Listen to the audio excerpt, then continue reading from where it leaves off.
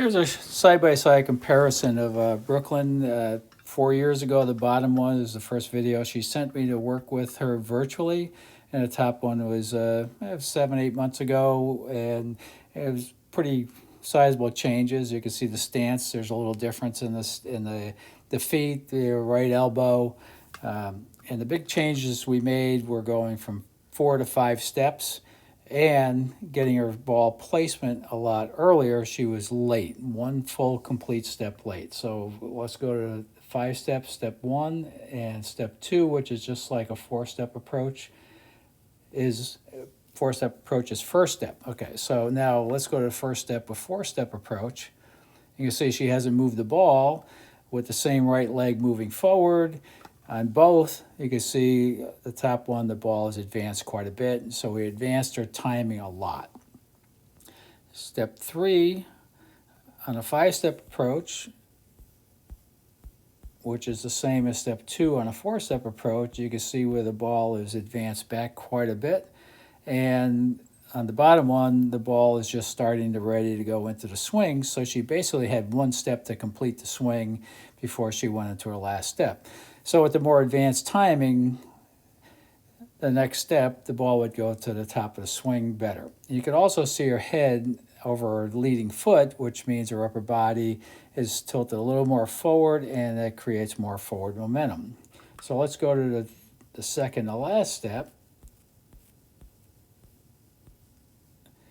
And she's pretty much at the apex for a swing. And her second to last step originally was pretty nice. Very good position there. You can see the arms stretched out, and you can see her shoulders facing us, which is good. Not a lot of, it shows a very free swing.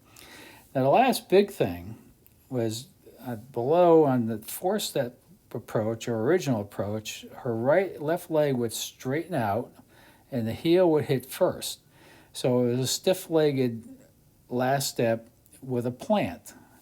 And the top one, we kept the leg flexed and the foot landed flat.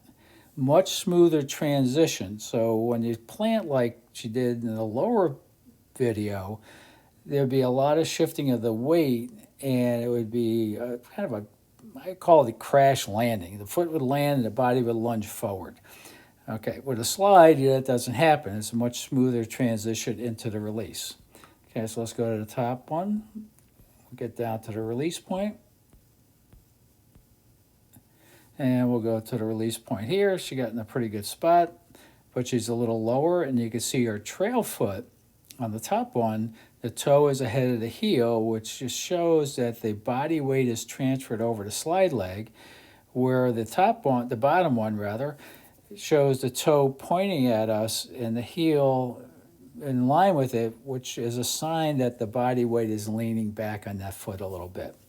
And the completion of the shot, a nice well-balanced position, posting the shot instead of the foot flying up and the knee getting close, kind of like almost like on a balance beam, and the left leg straightening out, and her upper body finish position was just fine. So big time with the legs there. So the big things we did was A, set up better, B, get the ball advanced into a more advanced timing to accommodate a freer flowing movement with a little higher swing, and then the big thing at the end was the finish position, and there are other things we worked on, but these are the highlights of them.